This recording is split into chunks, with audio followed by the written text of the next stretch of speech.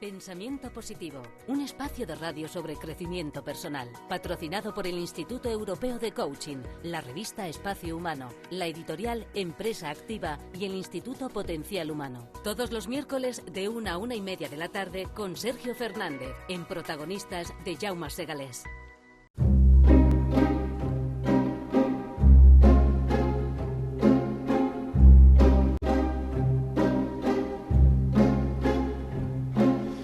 Una semana más con nuestro gran amigo Le Coach Sergio Fernández. Buenos días. Jaume Segalés, buenos días. Pensamiento positivo. Con el frío invierno llegan los buenos momentos para sentarse al calor del brasero, ver la televisión. ¡No! Leer libros, sí, pero libros de los que recomienden y que les sirvan para algo, porque leer un TVO a veces tampoco sirve para mucho. Así que lo que les proponemos aquí es que mientras lee piense y nos escuche también de vez en cuando, o en el ordenador o directamente por la radio. Nuevo y viejo paradigma. Espero que me expliquéis luego qué es lo que es eso. Sí, arrancamos. Hoy arrancamos con un gran tema. Es uno de los temas favoritos en los que estoy investigando últimamente, Jaume, y es cómo está cambiando la percepción del mundo, cómo necesitamos un nuevo paradigma, un nuevo modelo, un nuevo sistema para manejarnos en el mundo en el que estamos viviendo.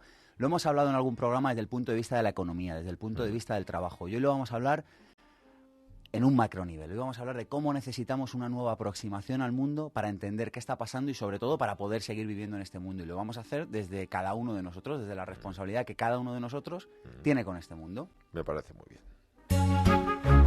La introducción, sección patrocinada por el Instituto Europeo de Coaching.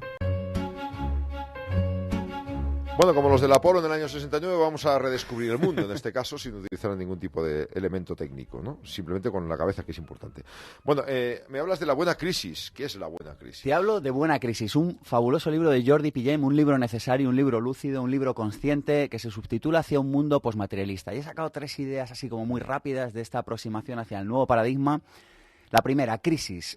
Nos cuenta Jordi que la palabra crisis tuvo un uso médico hasta alrededor del siglo XVII en toda Europa, y la buena crisis era ese momento en el que una enfermedad o súbitamente cambiaba para bien o súbitamente cambiaba para mal. Y Jordi titula el libro La buena crisis porque espera que este momento que estamos viviendo, en el que estamos devastando el planeta, en el que cada vez hay más personas que no entienden hacia dónde vamos, en el que los modelos con los que estábamos observando la naturaleza se quedan obsoletos, él espera que este momento sea de buena crisis y como las enfermedades, como el término crisis aplicado a la enfermedad, sea el momento en el que el enfermo se recupera, en este momento en el que la tierra se recupere. Pero si los de los bancos van diciendo que va a llegar otra vez la abundancia y el presidente del gobierno también. ¿Y tú a quién crees, Jaume? Es que si no los creo me llaman antipatriota. Ya. Entonces me quedo con la buena crisis. Venga, vamos con la buena crisis. En el Instituto Europeo de Coaching ofrecemos formación en coaching y servicios de coaching a empresas y particulares. Transforma tus pensamientos positivos en acción con el Instituto Europeo de Coaching. ¿Quieres formarte en coaching? ¿Necesitas un coach para tu empresa u organización? institutoeuropeodecoaching.com. La entrevista, sección patrocinada por Empresa Activa, líderes en libros de empresa. Bueno, pues vamos allá. Jordi Pillem, buenos días. Hola, buenos días. Entonces, en esto de la crisis económica, lo bueno sería que fuéramos hacia el punto de no retorno de la buena crisis de aquí mejoramos o de aquí cascamos. Alguno morirá, metafóricamente dicho. Supongo que la crisis significará grandes transformaciones y morirán cosas que han de morir, cosas que no funcionaban, cosas que habían quedado obsoletas, y se abrirán paso cosas que estaban ya maduras para nacer. Y creo que nos llevará a un mundo que será diferente. Y depende de nosotros que sea un mundo que sea mucho mejor, más ecológico y en el que la vida tenga más sentido. ¿Por qué lo subtitulas hacia un mundo posmaterialista? Porque creo que una de las claves de los problemas que tenemos es el materialismo. Por un lado, el materialismo en el sentido de consumismo, de haber creído que el propósito de la vida humana es consumir, que eso es lo que nos va a hacer felices, y sabemos que no es así realmente. Y también un materialismo de fondo, es el otro sentido que tiene la palabra materialismo en los diccionarios, que es esa creencia de que solo existe lo que es material, lo que se puede medir, lo que se puede cuantificar, ¿no? Y eso nos ha llevado a crear tecnologías que son fabulosas, pero también nos lleva a creer que todo lo que es propiamente humano, todo lo que es subjetivo, las emociones, los sentimientos, las intuiciones, lo que realmente vemos directamente, oímos, olemos, etcétera, todo eso son fantasías, son epifenómenos, son cosas subjetivas. Hay algo en nuestra cultura que nos dice que las abstracciones, los códigos de barra, las estadísticas son reales y lo que tú sientes realmente en tu corazón, eso no lo es. Cuando en realidad lo que te guía realmente en tu vida es lo que tú sientes. Ya, pero cuando tú entrevistas a un ministro, dice, usted no me hable de perfecciones, hábleme del CIS. O cuando vas al INE, voy a hacer un poco de mosca cojonera. Claro, esto habrá... A lo que voy es que hará falta mucho tiempo para corregirlo. En la cola del INE va un tío con... Todo el mundo vamos con emociones y todos muy cargados, pero ahí hay un señor burócrata que hace... Fuera, otro, sellado. ¿Sabes? Sí, pero en cambio, por ejemplo... Y eres un simple número. Ese es el problema, que hemos construido una sociedad que es tan burocrática que acabamos siendo números nosotros también.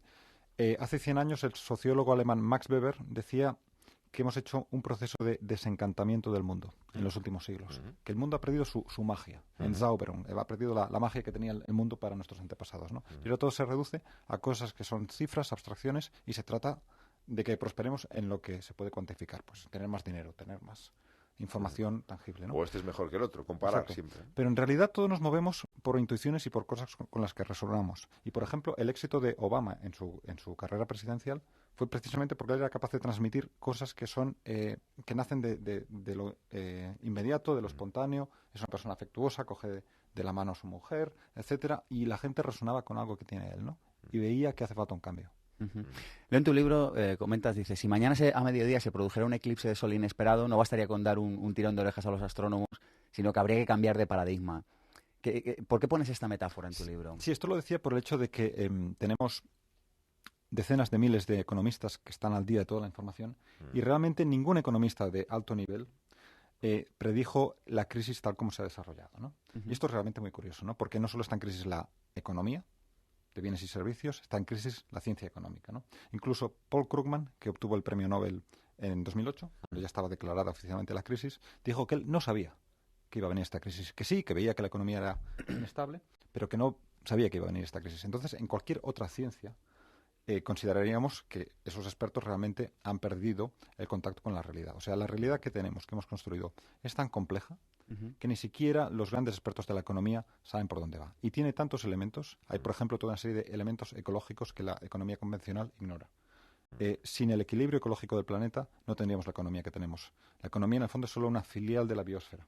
Me acuerdo yo haciendo un programa en Segovia, hablaba con uno de los paisanos de allí, un señor, no sé si era un concejal de un pequeño pueblo, ¿no? Me decía, estamos pensando valorar el oxígeno que genera nuestro pueblo. Es un pequeño ecosistema donde, pues, siendo un mínimo valle minúsculo rodeado de montañas, por ejemplo, tiene el cielo nítido, no hay contaminación lumínica, es decir, que ahí es un sitio maravilloso para enamorarse, para comer bien, para pasear y además para disfrutar del oxígeno, ¿no? Y entonces, como citas una frase de Keynes, vendría un poco al hilo de esto, ¿no? Pues, como el oxígeno no lo puedes cuantificar, pues es igual que te contaminen, ¿no? Sí, pero en cambio si no tuviéramos oxígeno no tendríamos nada.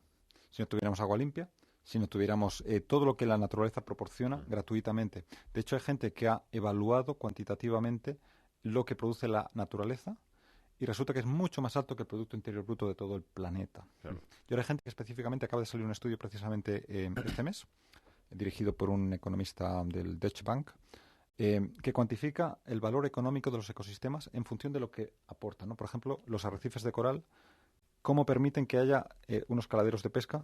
Sin esos arrecifes no tendríamos esa pesca, ¿no? Solo las consecuencias económicas. Exacto, simplemente las consecuencias económicas, ¿no? Y te das cuenta de que la naturaleza es esencial para el funcionamiento de la economía. Y sin embargo, en los textos convencionales de economía se ignora completamente. Entonces, esto que Keynes ya decía, que, hay un problema ahí, ¿no? Y de hecho, el principal, o la persona que Keynes vio como su mejor sucesor, era un economista alemán, Schumacher, que años después, en 1973, publicó un libro que se llama Lo pequeño es hermoso. Y esta era la persona que Keynes veía como el que podía realmente continuar su legado. Y en Lo pequeño es hermoso, Schumacher criticaba nuestra obsesión por el gigantismo y la aceleración, que son dos cosas en las que seguimos realmente metidos todavía. Sí. Dices que todo modelo económico depende de unos presupuestos morales, de unos presupuestos éticos, de una serie de ideas que, bueno, pues que guían implícitamente todo lo que hacemos, ¿no?